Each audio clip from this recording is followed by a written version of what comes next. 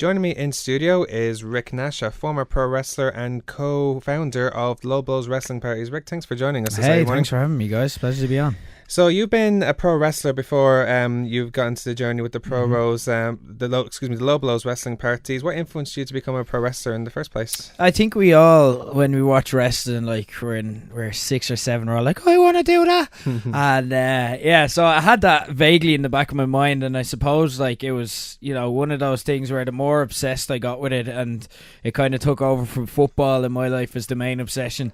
And the more obsessed I got with it, like I had a vague plan to one day, I'm sure I'll end up in America and I'll end up in a training school, or somehow. It was just a vague plan for the future. And then I remember, I think it was 2004, I heard that Irish Rip Wrestling were running a wrestling school, and it was the first I'd ever heard of it being done in Ireland. I think NWA Ireland with Fergal Devitt ran beforehand, but I think that was the first I'd heard of it anyway.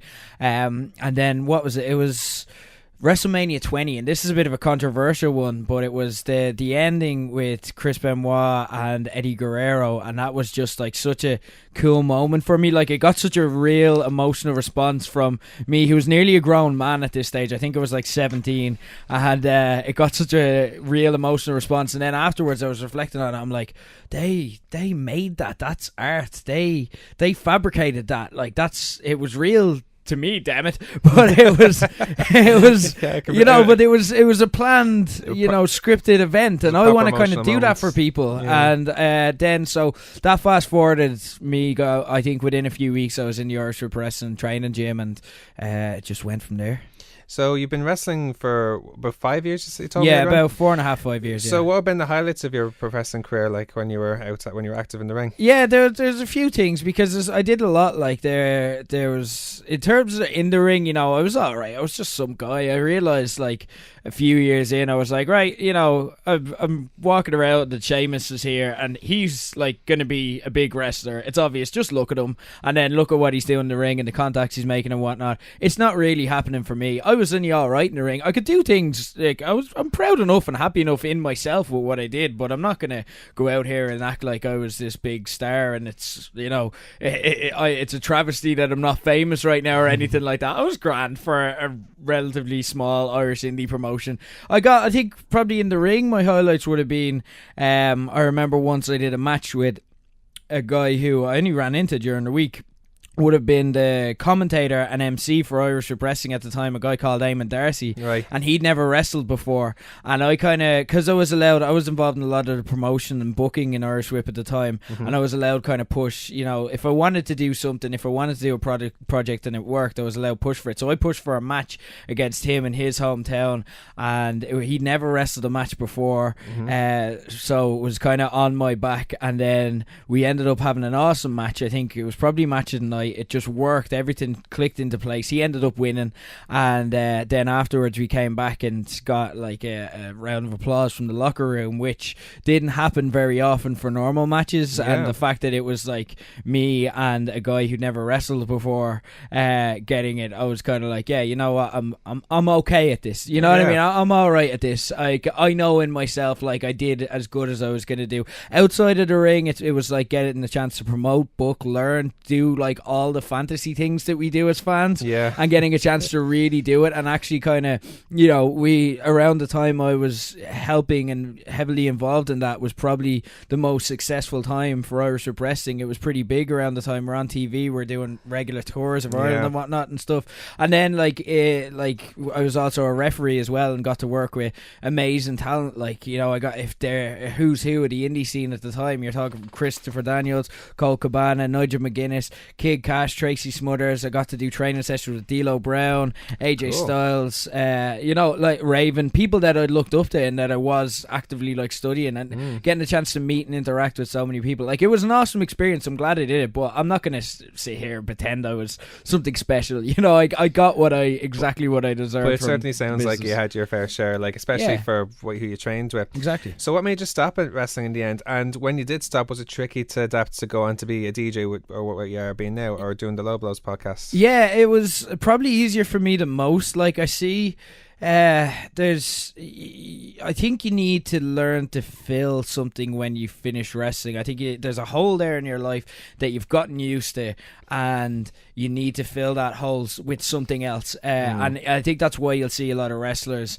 getting into podcasting and stuff when their career's over these days, because it's a way to kind of, what I found was, we had an opportunity with a radio station like this called Phoenix FM, who we done interviews with in character, and we had an opportunity to do a show in our wrestling characters, and we were like, okay, you know what, let's do this, a regular radio show but as wrestlers, and we're like, okay, we could be quite original here, and we can do like loads of creative stuff and be different. And so we had an opportunity to do that, and it was kind of, at the time, everything kind of coincided together. There was like, I had a back injury, which I'm still suffering from now. Like, I'm out of work for the past couple of weeks because of it, but I had a back injury that was making wrestling just impossible at the time. I had that opportunity came up, and it was also coinciding with the deaths of Chris Benoit and Eddie Guerrero, the people that had got into it. It was shortly after that happened, and I was kind of looking at the business, and I'm like, yeah, even the guys that I admire, even if you win in this business, it seems like you lose, and not in a bad way. It's like, look at how many tragic stories like that were coming out at the time, and I was like, you know what, is this something that I really want, or can I just quit while I'm ahead here? Barely ahead because I was injured, but can I quit while I'm ahead here and start something else? And I was glad I did, because like, I've gotten so much more from everything that I've done since, and everything that I do now came from wrestling. So I was kind of, I see it as like my college years, where I kind of learned a lot of different skills, and then I took it out into the real world, and now it's amazing that the opportunities that I get that I still owe to wrestling. Exactly. So your podcast Loblaws has now been on at least 100 episodes. So like your 100 episodes was like 3 weeks ago. Yeah, I think we're on 106 now. Yeah, I think that last. So how does it feel to know that you've gone that many episodes now at this stage? Because you must have started 2-3 years ago now at this stage. Yeah, it's nearly, we're into our third year, and yeah, it's so awesome to kind of reach that milestone and still have listeners. It's still like, because the podcast started, it was literally like, I went in, I did a radio show for a few years, and then that kind of just pettered out, and then I tried podcasts with like other people, but like I tried to do it with my friends who like didn't share the same kind of interests as me, and like, so it just kind of, I'd end up putting a lot of work in because it was my interest, but they just wouldn't have time and whatnot. That happens. Everyone has their own different lives, like, and so I remember I was sick of it for a while. I got burnt out, and I just took time out, and I was kind of getting the itch, and you probably relate to this doing radio and the likes yourself. When you're not doing anything, like for me, I get depressed, I get narky, I start like just hating the world, and I was just like, I needed to fill a creative hole. It fills the voids. Yeah, exactly. And I ran into Don while we were doing the parties and the events, and Don Marnell, that's the guy who originally did the show, for anyone who's never listened, and he's hilarious comedian, really talented guy. The funny chap, isn't he? He's hilarious. He's amazing. He's like, he amazes me every time I see him perform, just the range of weird talents he has and how he puts it all into one. But I found out he was working with 98 FM, and I'm like, hey, you're a radio guy? Well, how about, we're both interested in wrestling, we have like kind of a little platform that we could get it started, but how about we just do this for fun, because we both kind of need a project. We're both stuck in the same kind of creative void, and it just started. And we did a lot of trial and error. If you listen back to a lot of the early shows, a lot of the stuff was crap, but there was also a lot of like inspired stuff as well, and thankfully people were patient with us and latched onto the good stuff and forgot about the bad stuff, just ignored it. And they went with us, they followed us on social media, and and then it became like a week-long thing where we put out the show, and then for the rest of the week people would be tweeting in the jokes and the little random things that we come up with the show, and now it's just turned into something completely different. Now Don sadly had to leave the show at the start of the year. He's got great career opportunities, and he just doesn't have the time anymore to commit to like a free wrestling podcast, and that's just life and how it works. But fortunately, like, because the show has kind of grown and got an identity of its own, we had people in Jade Costello and Scott Murray who could fill in and like kind of make the show their own and take it in a new direction. And thankfully, even with someone as big as Don going, people seem to be going with it, and like Jade and Scott have done immensely in his role, like replacing him. They were never going to be the new Don, but I never wanted them to be. I said it to them. I'm like, be the first you, and we're gonna work the show around your personality, and we're gonna like make it about what makes you tick, and we're gonna build the audience is gonna build a relationship with you personally, and they've done that, and they've done amazing. And thankfully, people have kept listening. We didn't lose listeners when Don left, which was shocking, because usually that's what happens and you have to rebuild, but we haven't. People have stayed loyal, and I'm delighted with that, because we wouldn't do it. You know yourself, it's a lot of work. Well, I've listened to your podcasts, and I can say I've become a fan from Scott and Jade's being on it, especially. So it's an awesome podcast. That's exactly. And you know yourself, you wouldn't. You put a lot of work into this as well, and you wouldn't do it if you weren't kind of getting that reaction, and that's the payoff. Just learn that there's people listening and responding and respecting what you do and enjoying it. We're just starting off, obviously, but hopefully, if we get anywhere as successful as you guys, we'll be doing well. So I'm sure you will. Yeah. So we have to talk about the Lobos wrestling parties. There's one coming up this Sunday, on the 19th, for Money in the Bank, your first ever one for Money in the Bank. So where did the idea for the wrestling parties come from? And it's come strength to strength now. You've been doing it for 5 years, since WrestleMania 29 or 28. 28 it was, yeah. So what do you feel has contributed to its rise as well? It started because do you remember that year that The Rock and Cena announced a year in advance they were going to main event WrestleMania? Don't even remind me. Yeah, exactly. But I'm a massive Rock fan. I am just obsessed with him as a human being. I would trade lives with him in a second and give it all up just to be The Rock for a day. I'm obsessed with him, so I was like, I have to do something for this, and I was like, maybe it'll be my bucket list where I go to Mania, and that could be when I'll take that off. And then that ended up not working out, and then I remember the year, it was 2011, and it was when, and we only did a tweetathon for this on Sunday, that's where we, if no one knows it, that's where we sync up the WWE network with all our listeners, and everyone tweets in as if it's a live show. I see what you mean, yeah. So we did that for Money in the Bank 2011, and around that time, a lot of people, because CM Punk was just did the pipe bomb, and he was so hot right then, a lot of adults were getting back into it. And I remember just sitting there, I was watching it in my apartment with my mate, and I was like, do you know what would be class if we were just around people for this, if we could just get kind of an atmosphere. So the wheel started spinning, and then I went to Woolshed for the Super Bowl in January or early February, whenever it was, and I'm like, this is what I'm thinking of. This is the Woolshed, but with wrestling fans, and this is exactly what I want to do. So we went to Woolshed, and they're a big business, and they were being smart and cautious, and they're like, look, we believe that you could do something, but we don't know yet, so we can't take that risk just yet. If you can prove it to us and then come back to us. So literally, as soon as I met with Woolshed, I walked around the road to Captain America's, and we sparked a deal right away on Grafton Street, like there and then. By the end of the night, Woolshed were like, Jesus, he went out and got another venue. That's crazy. Straight away. But yeah, so we had, I don't know if you know Captain America's, but there's a tiny room in the back just for live events, and they run like comedy gigs and the like. That's when you walk in, and it's like right at the end of the hall. It's a very long hall they have in there, and they have like a little theatre there, don't they? Yeah, so my pledge to them was, I can fill this room. Mm-hmm. That's all I know. I can fill it with my mates and their mates, and just word of mouth. We put it online, and that night it went completely viral, to the point that in my day job the next day I went in, and I work with all women, none of whom like wrestling, and they all turn around to me and they're like, are you running some kind of event to do with wrestling? Because it was everywhere on my Facebook last night. It went crazy. And then on the night itself, it was literally, we expected to fill, so the top third of Captain America's we were hoping to fill. I was looking back, and you can see from the DJ box, you can see the entire venue. I was looking back, all wrestling fans all night. We packed it out to the point that a year later, Captain America's didn't have the staff to facilitate the amount of people. Never mind the staff, probably.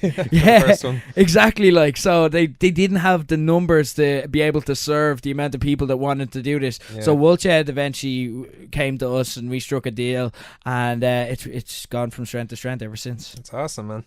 So for anyone who hasn't been to a Loblaws party before, what can they expect? And for you personally, of all the Loblaws parties you've done, probably with the exception of the first one, because that's probably a big deal where it goes out to the far, what do you feel has been the best one that you guys have run, and why? Interesting. I would say Sorry, what the first question? Sorry, I'm What would newcomers to Lobos expect from the parties? Sorry, I've got the memory of a goldfish. Sorry, I'm awful. If you've never been before, I think, and the reason, because the first thing we did was we thought, okay, this is something big. There's a community here, and everyone wants this. Whether they knew they wanted it before or not, they want this. They want to hang around with other wrestling fans. And they want wrestling to be... They don't want to have to hide and feel like they're ashamed to be a wrestling fan. They want to be proud of it, and they want to go out and they want to chant and they want to have fun. And they want to have a laugh. And they want to say, well, you go to the pub to watch football, I go to the pub to watch wrestling. So when we did it first, we were like, right, okay, every pub is going to see the success of this and they're going to try it themselves, and we want to make sure that, not even from a business standpoint, but more from just feeling protective over wrestling fans and kind of feeling a sense of duty towards other fans. We were like, pubs are going to ruin it because they're just going to stick it on the background. They're going to be judgy. The staff are going to be judgy with fans. They're going to be rude. They're going to be... No, we have to look after this. And I think the reason that we've continued, that no other pub has kind of been able to kind of come in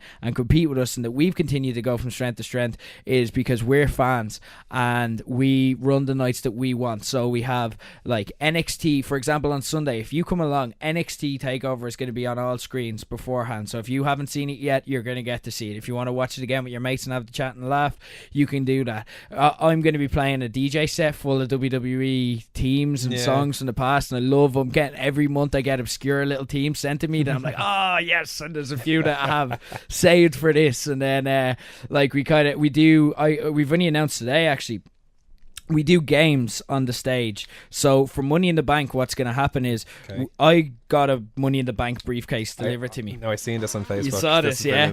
I got it delivered to me a few weeks ago, and we've been trying to figure out how this is possible and how we can do it. So what we're going to do is we're going to suspend the briefcase from the roof of Woolshed. We just discovered literally this morning that it's possible to do. We're going to put a contract in it. We're going to do this a few times. We're going to put a contract in it, and then we're going to select a member of the audience at random. They're going to have to climb a ladder and retrieve the briefcase. In that contract, there will be a challenge that they'll have to complete on stage. Now, it's nothing. It's just something funny, they'll have to do a dance or sing or something like that. Anyway, we're still figuring that stuff out. Okay. But they'll have to do a challenge on stage. They'll have to climb up on the ladder in front of the Woolshed. They'll have to do a challenge on stage, and then they get prizes if they complete their challenge. Well, they're going to get prizes. We're going to give them prizes if they climb the freaking ladder. But yeah, so stuff like that where we're going out of our way. We do table quizzes. We do karaoke. We do parties. In terms of the best night, I'd have to say that the last WrestleMania was, for me, my favourite night, because it's where we kind of everything came together, and there was a difference for me and for everyone else organising it, because all of a sudden we were for the first few parties we were kind of figuring out what people wanted, so we felt like we were winging it quite a lot, and we were just we'll do whatever you want to do. But for WrestleMania, it was interactive. It was, everyone got to have their little moments and whatnot, but it was a show, it was a performance, it was an event, and that's before WrestleMania even got started. We ended up, I got in full Finn Balor regalia. I seen that. I was there, so I ended up doing an entrance on the stage. We had Don. He made his first appearance with us since he left Loblaws. He came back and started hosting the Hall of Fame ceremony we do, where we kind of honor people and we get people to do challenges on stage to kind of get into our own Hall of Fame. We had a message from Becky Lynch especially sent over that only got organised then. I just felt like for the whole night we did 4 hours worth of pre-show before WrestleMania got started, and for the whole night there was just something constantly there on in the background, and there was something, and people were just where is this going, where is it? And I was like, wow, this is big, this is turned into something else. We're a proper business now. We're a proper company that people can rely on, and that we're gonna give you value for money every single time. I always felt that we did, and especially when we keep prices low. But now it's like, whoa, we're something else. And now we're moving on from that, and we're taking it, like, we have a few plans and we're only discussing them with Woolshed this year, but we're taking it to the next level now this year. We can't reveal much now, but the Money in the Bank is just the start of it. So we're gonna, like, it's really exciting to be around. I can't wait. Absolutely. Now, what's particularly special about this particular Loblaws party that you're doing is the campaign that you guys have been doing for asking for wrestling toy donations for Max, who is currently fighting some rare form of bone marrow cancer. Yeah, neuroblastoma. So why don't you tell, if anyone doesn't know about that who's listening, tell us more about how that came about. Right, so we're talking about all the fun things we do. We're talking about, like, having a laugh and this and that and the other. And this is the most important thing I think I've ever been a part of and done, and I am so honoured to be able to do it. Max is 5 years of age. On Sunday week he turns 6. He is a massive wrestling fan, particularly of Sheamus and Roman Reigns. And for the second time in his life, a few weeks ago, he was diagnosed with stage 4 neuroblastoma cancer. It's a type of cancer that a few years ago, you know, would have been a death sentence. But now, thankfully, there is and especially because he's such a proactive and vigilant family, there is, you know, it's treatable. It's something that you can come back from. But it is still, obviously, it's cancer, so it's serious. He has spent the past week undergoing chemotherapy.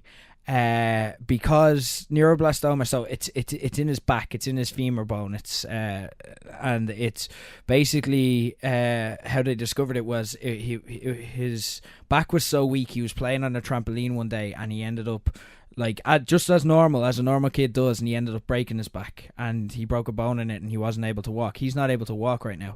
He's crawling around his house while undergoing chemotherapy. And what makes this so inspirational is to talk to his mother Kathy, to talk to his family. Like, they are as caring and as loving and as proactive and as inspirational a family as you'll meet, but they're also so positive and optimistic in the face of all this, and Max is at the core of that. So while all of this is going on, Kathy has been sending me, and I've only put out small stuff because we're dealing with a lot of this in private, like, but Kathy has been sending me videos of Max, who has been trying to crawl, who's been smiling, who's been playing with his wrestling figures all week. I've seen that. It's amazing how positive he is about the whole thing. It's imagine you or me in that. If I know it's me, I've got a little tiny back problem right now, and I spent 2 weeks feeling sorry for myself.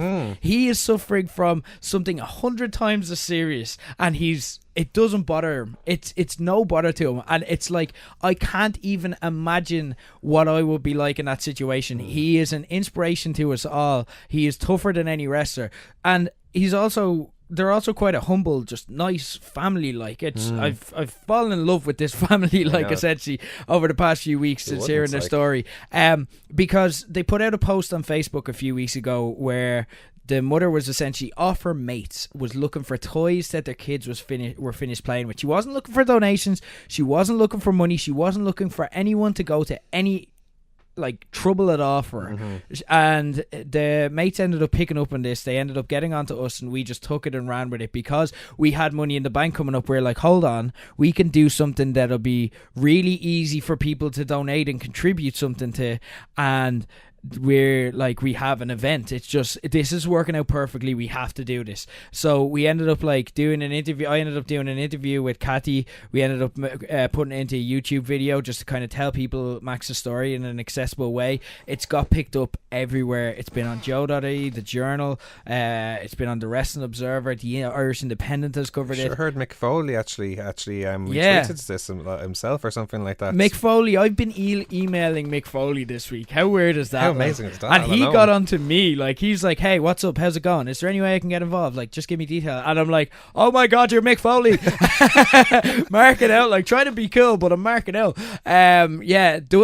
Just this past week, so Mattel Toys have got onto us. WWE's UK office have got onto us to send stuff over. WWE got onto Kathy and Max directly. They comped them for Tuesday's NXT show, and then they brought him backstage and had him meet the wrestlers. I seen that, like, he was with Finn Balor and a few other guys, with the Asuka and guys like that. So and at one stage, Kathy was talking to me and she was saying, like, he was, like, genuinely crying with happiness at all of it happening. Like, so we have an opportunity this Sunday. It's like I said, it's his birthday on Sunday week, and we're hoping, fingers crossed, we're hoping to be able to go out to him for his birthday and to give him the best birthday present ever. So we want people, if they can and if they can make it, and if they have this to spare, we're not asking for anything that you don't have. We're looking for people to bring toys to Woolshed on Sunday. Nice. We're going to have a toy box set up. It's going to be on the main stage. We have it all sorted with Woolshed. We're going to have it there in the afternoon. If people can't get off work or if they can't make it to the party or whatever, they can arrive early in the afternoon, even if they want to watch the football or whatever, and they can leave their toys there. But we'd like if people could come, because we want to celebrate this. It's a celebration. It's something very cool, and we want to anyone who's donating, we want to thank you by giving you a great night as well. So we hope people can make it for all of it. But even if you can't, even if you can get it to us in some way or bring it down with someone you know who is going to the Woolshed, and we want to just have a huge box of toys for Max and just give him the best birthday ever, because there is nobody that I've ever personally encountered that deserves it more. He's an inspiration to us all. I don't look at him as a victim. I look at him as an inspiration, as someone who has made my life better, as someone who is making the lives of everyone who's following this story better, because he's showing that he's kicking cancer's ass. In other words, that's it. No, he's truly inspiring chap. Considering what he's going through, it's an amazing cause. Yeah. So let's go to you now as a fan. Now back to awesome. that now. This is my favorite part. So growing up, or even right now, certainly probably right now, because you can probably appreciate the wrestling aspects a lot more from being a former pro wrestler yourself. What would be who are your favorite wrestlers growing up and right now, and what would be your favorite matches, perhaps? Interesting. Growing up, The Rock first and foremost. I wanted to be The Rock. But then Shawn Michaels, and then in terms of understanding, and it's funny because if anyone's ever seen me wrestle, they would not know how this person would be an influence. But for watching and studying when I was a wrestler, was Eddie Guerrero. Just the psychology put in, the way he could tell stories with his facial expressions, and he could do all of this cool stuff, but he didn't need to do it. Shawn Michaels as well was great there. The weird thing is when maybe this is just me, but when you're a fan, or when you've wrestled and you've trained and you've actually met and dealt with wrestlers, I don't have many favorites these days. I don't kind of view wrestlers I view people that Mick Foley. When he emailed me, I'm like, oh my god, Mick Foley, because I was a fan of him when I was a kid. But nowadays I just look at them as normal people.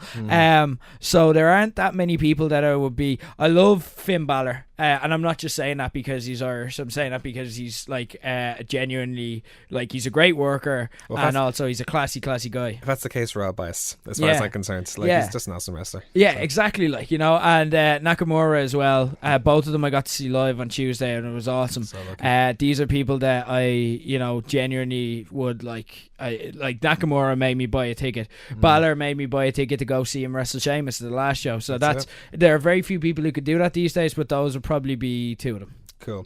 Finally, we're going to leave you with this. So obviously Money in the Bank coming up this Sunday. What do you personally hope to expect from Money in the Bank? There's been a lot of speculation and rumours going to this one, especially over the Money in the Bank ladder match. What do you have any expectations or predictions as such? Yeah, I'm going to predict double turn of sorts in the main event with Rollins and Reigns. A lot of people can see that happening. Yeah, I think the WWE want us to like Seth Rollins. They've been doing it since he came back. They're putting out, did you see the WWE 24 documentary they did in the network? That you can't watch that and not love Seth Rollins. I know. And they're encouraging us to watch it on the program. Seth Rollins is going out and saying, watch my network special. And you see that and you think, wait a minute, well, why does still do it to Roman Reigns? They're slowly but surely just twisting and turning, and those matches, if you think back to Austin Brett at WrestleMania 13, Ziggler Del Rio again a couple of years ago, if you think back to them, they're awesome matches when you they twist the crowd as they go along and tell the full story. So I think that's going to be an awesome match. I think Money in the Bank wise, I predicted Bray on my own show this week, Bray Wyatt, because I was full sure he was going to be added to the match. That doesn't look like it's coming to pass now, which is usually what happens when I predict stuff. But I'm gonna say Ambrose wins the Money in the Bank ladder match. Good call. And I'm going to say that at Battleground, there's a rematch with Rollins and Reigns. Rollins wins the title. Ambrose cashes in on Rollins. Rollins and Reigns both conveniently have a rematch clause for SummerSlam, Shield 3-Way at SummerSlam. Yeah, we're talking. And for AJ Cena, my prediction here has changed because we recorded this week's show on Monday before Raw. Then they added the Gallows and Anderson stipulation that they can't interfere. No, I seen that you were convinced that the club would be involved. So now you're changing your mind because it's the other way around now with the stipulation. Yeah, now think about this, right? Logic it through with me. Gallows and Anderson can't interfere. Right. Cena can't just win, lol, Cena wins, because then the feud is over, and I think they're going for this for a few months. It can't just be that simple. But it's also Cena's comeback match, and AJ can't beat him clean. And they also just can't straight up rip off what they did with Kevin Owens a year ago. Yeah. There has to be a twist. NXT tour stops on Friday. Finn Balor's free Sunday. Well, you know what? Considering what I just seen in NXT, who said he can't double shift? Exactly. Sami Zayn did it. Kevin Owens did it. Who said Finn can't do it? Exactly. That's what I'm calling anyway. So Loblaws Money in the Bank is this Sunday, 19th of June in the Woolshed, Parnell Street, starting at 10 o'clock. Tickets are still available at eventbrite.ie. Rick, thank you so much for coming. It's been really awesome having you, especially on the show, because I've looked up to you guys from your podcast. So what you guys do for the party and for the podcast, it inspires people like me to do shows like this. So it's really terrific for me personally to have you come thanks for having me, man. Anytime. I'm glad to be here. It was an awesome interview. Fair play. Cool. Thanks very much, man. Thanks so much.